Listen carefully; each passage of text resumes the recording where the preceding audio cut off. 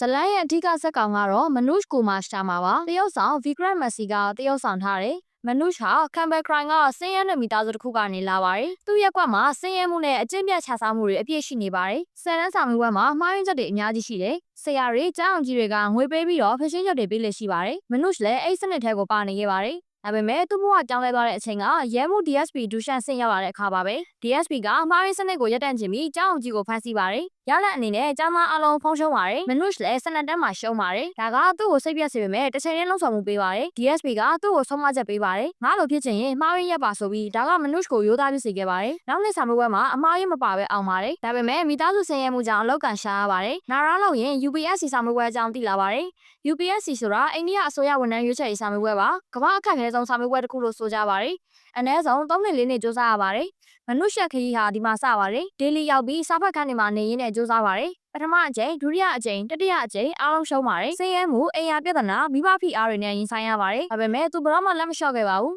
တငယ်ချင်းဖရီတာနဲ့အတူစူးစမ်းပါတယ်ဖရီတန်ကချမ်းသာတဲ့မိသားစုကလူဖြစ်ပေမဲ့ဖခင်ဖိအားကြောင့် UPSC လုပ်နေပါတယ်ရုပ်ရှင်မှာအချစ်ဇလန်းနဲ့ပါပါတယ်မနုရှ်နဲ့ရှာတာဂျိုရှီကိုစာဖတ်ခန်းမှာတွေ့ကြပါတယ်ရှာတာက IRS အရာရှိဖြစ်နေတဲ့မိန်းကလေးပါသူတို့ရဲ့ဆက်ဆံရေးဟာရုပ်ရှင်ကိုပိုပြီးနှွေးထွေးစေပါတယ်နောက်ဆုံးသူတို့နှစ်ယောက်လက်ထပ်ပါတယ်အခုအဆုံးပိုင်းကိုရှင်းပါမယ်နောက်ဆုံး UPSC အကြိမ်မှာမနော့ရှ်ကအင်တာဗျူးရောက်ပါတယ်ဘုံမင်းကွန်းတစ်ခုကစနတန်းပါလို့ရှုံးခဲ့လဲဆိုတာပါအများစုကလိန်ညာပြောကြပေမဲ့မနုရှ်ကတော့ရိုးသားသားခေပါတယ် DSP ဆရာတယောက်ရောက်လာပြီးမှားရတက်ခဲ့လို့အကြောင်းအလုံးရှုံးခဲ့ပါတယ်ဒါကကျွန်တော်ဘဝရဲ့အကြီးဆုံးလက်ဝက်ဖြစ်ခဲ့ပါတယ်ဒါကကျွန်တော်ကိုရိုးသားပြစေခဲ့ပါတယ်ဆိုပြီးဒီရိုးသားမှုကအင်တာဗျူးအဖွဲ့ကိုအံ့အားသင့်စေခဲ့ပါတယ်နောက်ဆုံးသူ့ကိုရွေးချယ်ပါတယ်အိန္ဒိယတနိုင်ငံလုံးအဆင့်121နဲ့အောင်ပါတယ်ရှာလာလဲ IRS အရာရှိဖြစ်ပါတယ်သူတို့နှစ်ယောက်ပျော်ရွှင်စွာနေကြပါတယ်မနုရှ်ကသူ့လုံးစော်ရှင် DSP ကိုသွားတွေ့ပါတယ်ရုပ်ရှင်အဆုံးမှာစစ်မှန်တဲ့မနုရှ်နဲ့ရှာလာရဲ့ဓာတ်ပုံတွေပြပါတယ်သူတို့ဟာယနေ့မှာအိန္ဒိယရဲဝန်ထမ်းနဲ့အခွန်ဝန်ထမ်းဖြစ်ဆောင်ရွက်နေကြပါတယ်ရုပ်ရှင်ရဲ့အဓိကဆောင်ပုဒ်တွေကတော့ရိုးသားမှုနဲ့ကြိုးစားမှုပါ